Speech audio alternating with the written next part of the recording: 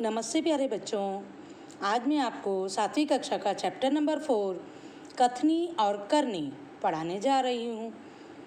प्यारे बच्चों, कथनी का अर्थ होता है कहना और करनी का अर्थ होता है उसे फॉलो करना, अपने जीवन में उसे जगह देना, उसे अप्लाई करना। इस पाठ में व्यक्ति कहते कुछ और हैं और करते कुछ और हैं, इस बात का उल्लेख किया गया है। इस पाठ का साहित्य प्रकार निबंध है। प्यारे बच्चों, मानव जीवन प्रभु की अनमोल देन है। सभी प्राणियों में मनुष्य को प्रभु ने विशिष्ट शक्तियाँ प्राप्त की हैं, प्रदान की हैं। इसलिए वह संसार में बहुत ही अच्छे ढंग से जीवन व्यतीत करता है। मेरे बच्चों, पता होगा आपको कि पृथ्वी पर जितने भी जीव हैं, जलचर, भूचर, नभचर, सभी में सबसे श्रेष्ठ मनुष्य है। ऐसा क्यों है? क्योंकि भगवान ने मनुष्य को एक भाषा दी है, भाषा का वरदान दिया है, उसकी अपनी एक वाणी है। मगर सभी लोग हर समय सही काम नहीं करते। कई बार मनुष्य कहता कुछ और है और करता कुछ और है। कई मनुष्यों की कथनी और करनी में अंतर देखने को मिलता है। इसी बात को प्रस्तुत निबंध में उजागर किया गया है। प्यारे बच्चों, दूसरों को अच्छी बातें सिखाना बहुत आसान है, परंतु खुद उन बातों को अपनाना बहुत ही मुश्किल है। दूसरों को धूम्रपान करने की सीख देने वाला प्राय स्वयं ही धूम्रपान कर रहा होता है। दूसरों को कतार में खड़ा रहने की शिक्षा देने वाला स्वयं कतार में ही नहीं खड़े रहकर नियमों का उल्लंघन करता है। अपने बच्चों को सच बोलने का उपदेश देने वाला स्वयं ही झूठ बोलता है। इस पाठ में कथनी और करनी का अंतर बताने वाले कुछ ऐसे ही उदाहरण दिए गए हैं। प्यारे बच्चों, पाठ कुछ इस तरह से है। ईश्वर ने मनुष्य को अन्य प्राणियों से श्रेष्ठ बनाया है। श्रेष्ठ मतलब उत्तम। उसे कई गुणों से संवारा है। इसका उसे अभिमान भी होता है। अभिमान का अर्थ है घमंड। परंतु स्वयं को गुणों की खान समझने वाला व्यक्ति कई बार ऐसे कार्य करता है जिन्हें वह गलत बताता है। प्यारे बच्चों, यहाँ पर स्वयं का अर्थ है खुद और अभिमान का अर्थ है घमंड। कथनी और करनी में अंतर के ऐसे कई उदाहरण हमें रोज देखने को मिलते हैं।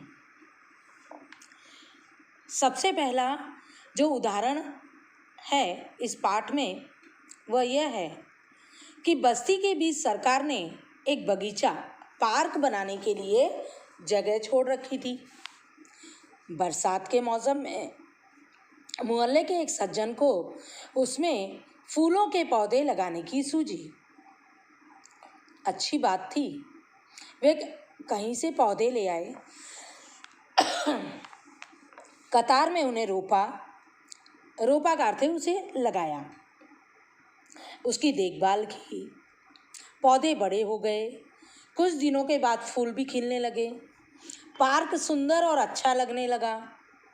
प्यारे बच्चों, आसपास के लोग, मोहल्ले के रहने वाले लोग उस पार्क में आने जाने लगे, टहलने लगे। फूल सबको अच्छे लगते हैं, आपको भी बहुत पसंद होंगे। कोई उस बाग में से फूल ना तोड़े, इसीलिए उस सज्जन ने एक तख्ती का अर्थ होता है पोस्टर जैसा, उस पर लिखकर टांग दिया, बगीचे में टांग दिया और लिख दिया फूल तोड़ना मना है। क्या लिख दिया?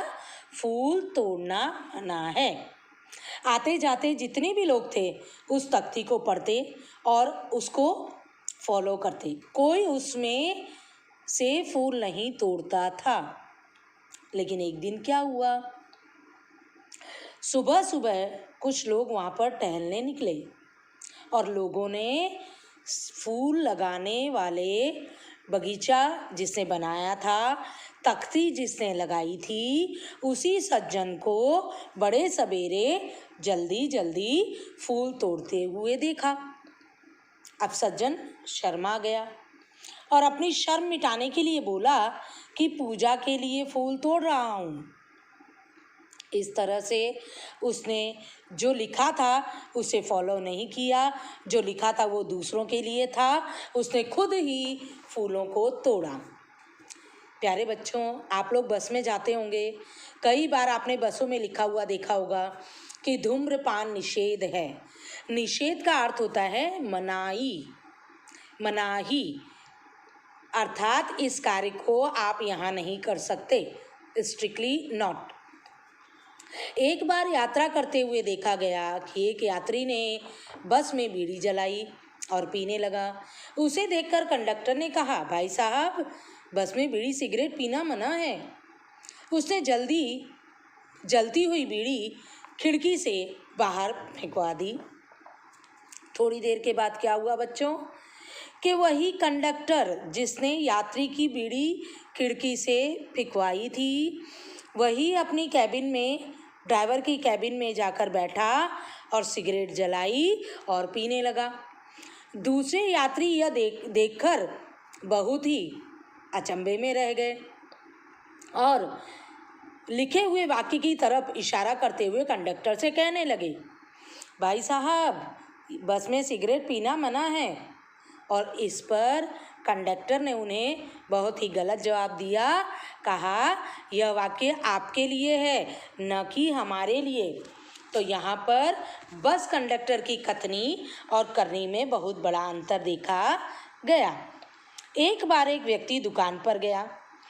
स्कूटर दुकान के सामने खड़ा ही कर रहा था कि उस दुकान का मालिक बोला, आप अपना स्कूटर वहाँ सामने खड़ा वाहन रखने के स्थान पर खड़ा कर आएं। सज्जन ने कहा, मुझे ज़्यादा समय तक थोड़े ही रुकना है, मैं तो माल सामान लेकर अभी चला जाऊंगा।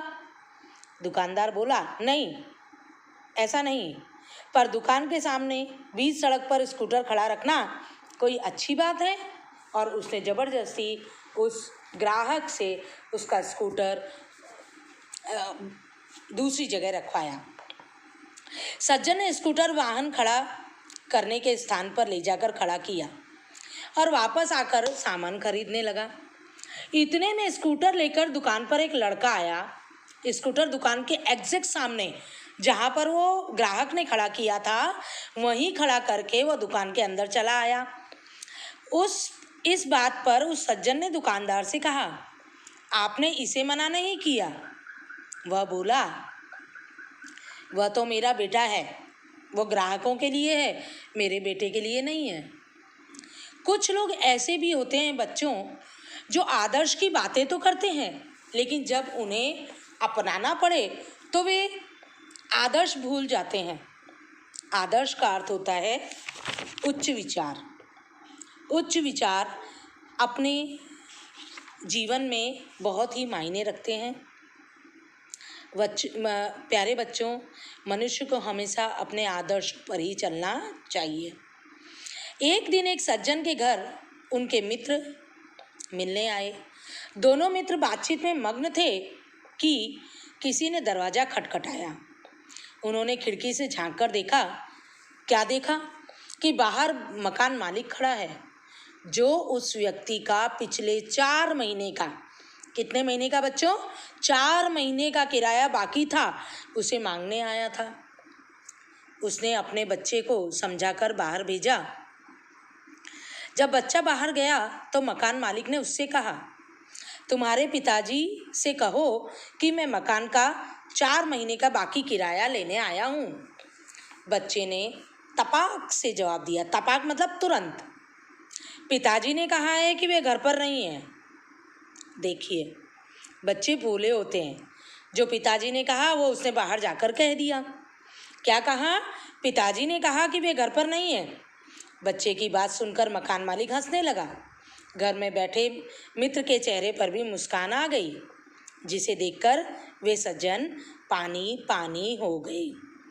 पानी पानी हो जाना, शर्म से लज्जित होना। एक सज्जन ने अपने पोते को सिखाया था कि हमें कभी किसी काम को गलत ढंग से नहीं करना चाहिए। सदा अपनी बारी, बारी मतलब आपका टर्न, आपका टर्न आने की प्रतीक्षा करनी चाहिए। प्रतीक्षा का अर्थ है इंतजार। एक दिन की बात है, एक सज्जन जल और बिजली का बिल जमा कराने गए। उनके साथ में उनका 8 वर्षीय पोता भी था। बेटा, बच्चों, पोता का अर्थ होता है पुत्र का पुत्र। आपके दादा हों तो आप उनके क्या हुए? पोता। बिल जमा कराने वालों की लंबी कतार देखकर वे कोई उपाय सोचने लगे। लंबी लाइन में खड़े रहना उन्हें अच्छा नहीं लग रहा था। उन्होंने खड़े हुए लोगों को ध्यान से देखा। लाइन में, कतार में आगे एक परिचित व्यक्ति खड़ा दिखाई दिया। वे तुरंत उसके पास गए और बोले, बेटा, ये बिल्कुल ठीक नहीं था। फिर भी उन्होंने उसके हाथ में बिल देते हुए कहा, बेटा, ये बिल तुम घर पर ही भूल आए हो, लो इसको भी जमा कर दो। वह व्यक्ति कुछ बोले उससे पहले ही बिल व राशि उसके हाथ में थमा दी। थमा देना मतलब हाथ में रख देना। और एक तरफ जाकर वे खड़े हो गए।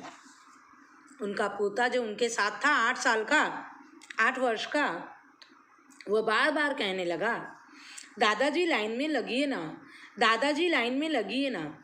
उसकी बात सुनकर लोग हंसने लगे। देखिए बच्चों, यहाँ पर भी दादा ने अपने पोते को जो सिखाया उससे विपरीत उन्होंने किया।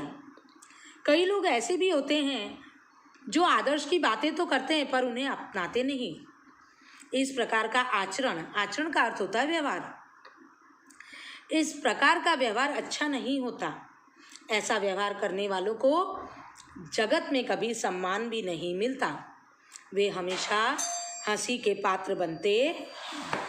इसलिए हमें कथनी और करनी में सदैव समानता रखनी चाहिए। प्यारे बच्चों, हो कथनी करनी एक समान तो जगत में मिलता है सम्मान।